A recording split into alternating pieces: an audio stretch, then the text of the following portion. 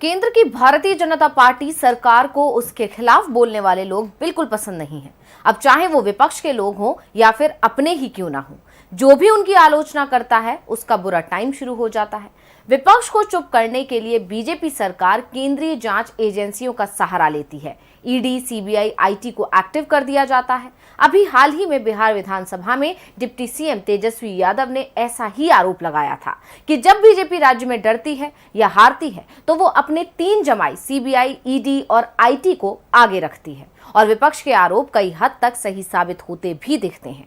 यानी विपक्ष को तो ऐसे चुप किया जाता है, लेकिन जब अपने ही पार्टी की मुखालफत करते हैं तो उनके लिए अलग रास्ता चुना जाता है, जैसा कि अभी केंद्रीय मंत्री नितिन गडकरी के साथ हो रहा है। तो क्या है नितिन गडकरी से बीजेपी नेतृत्व की इस बेरुखी की वजह? कैसे बीजेपी और संघ ने गडकरी को साइडलाइन किया और आगे क्या हो सकता है एक्शन? क्या नितिन पर गिरने वाली है गाज? तो आज के इस स्पेशल रिपोर्ट में हम इन्हीं सब सवालों पर करेंगे विस्तार से चर्चा।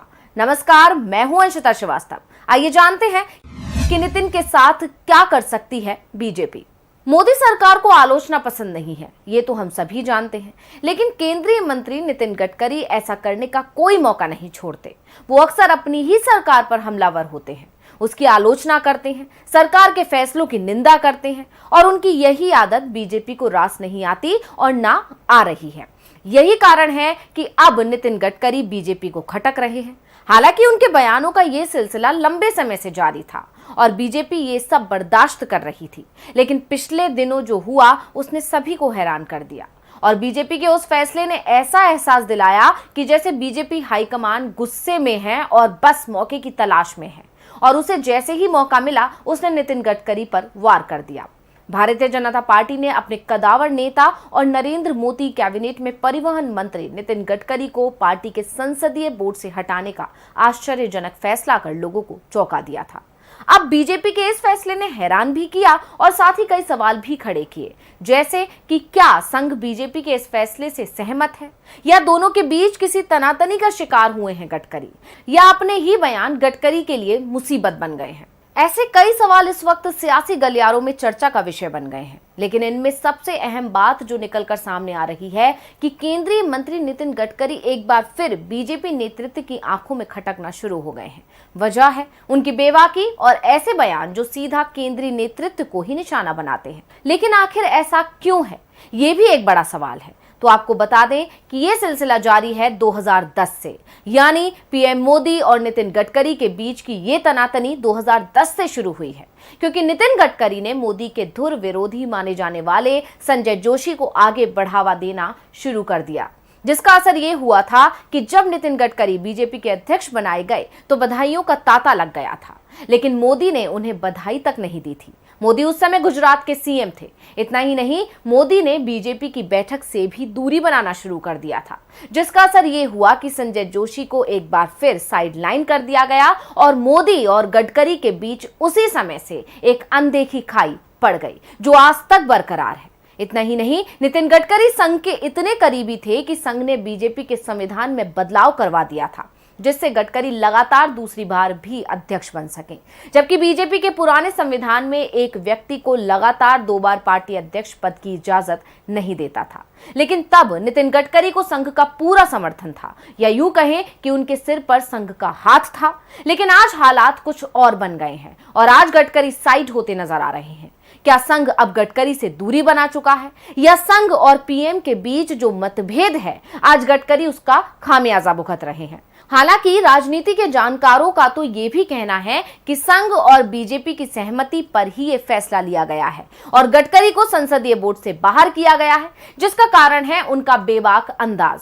लेकिन क्योंकि संसदीय बोर्ड से हटाए जाने के बाद भी उनके तेवर हल्के नहीं पड़ रहे हैं, ऐसे में ये भी माना जा रहा है कि अगर जल्द ही उन्होंने अपने इस रवैये को नहीं बदला तो आगे और भी बड़ा एक्शन लिया जा सकता है, क्योंकि इससे पहले भी अपनी बेबाकी के चलते नितिन गडकरी कई पदों से हाथ धो चुके हैं।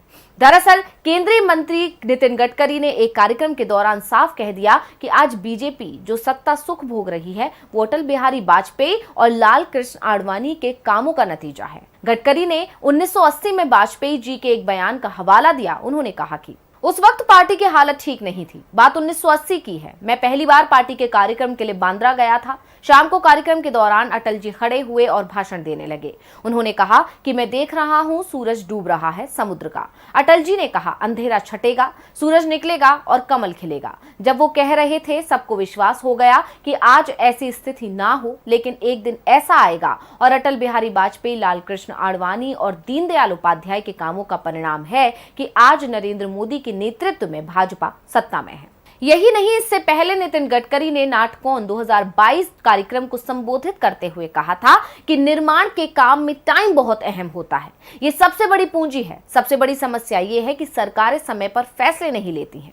अब ये सब बयान नितिन गडकरी की मुश्किलें और बढ़ाते जा रहे हैं। ऐसे में कयास है कि कहीं ऐसा ना हो कि गडकरी को अब अपने मंत्री पद से ही हाथ धोना पड़ जाए।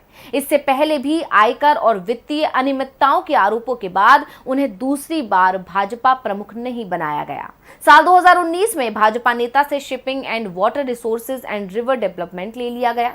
बाद में उन्हें एमएसएमई दिया गया, लेकिन वो भी नारायण राणे को सौंप दिया गया था।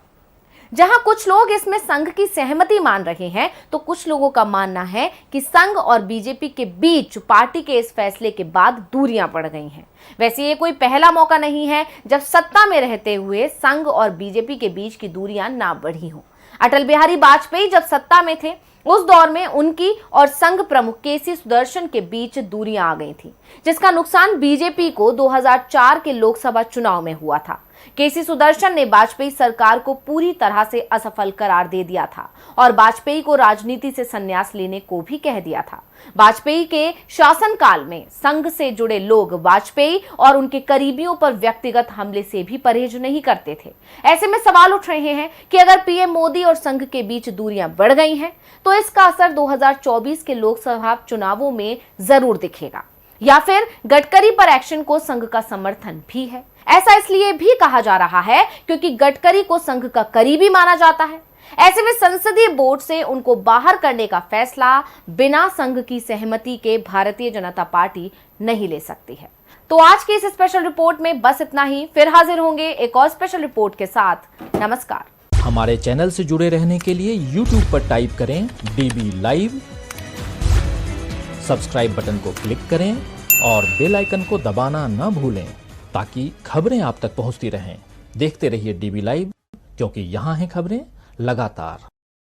हमारे चैनल से जुड़े रहने के लिए YouTube पर टाइप करें DB लाइव, सब्सक्राइब बटन को क्लिक करें और बेल आइकन को दबाना न भूलें ताकि खबरें आप तक पहुंचती रहें।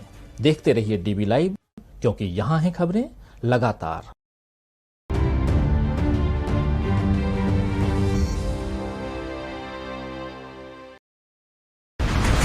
बिछ गई सियासी विसार, खेला जा रहा है सियासी खेल, जारी है वार पलटवार। शह और मात के खेल में बनाई जा रही है रणनीति।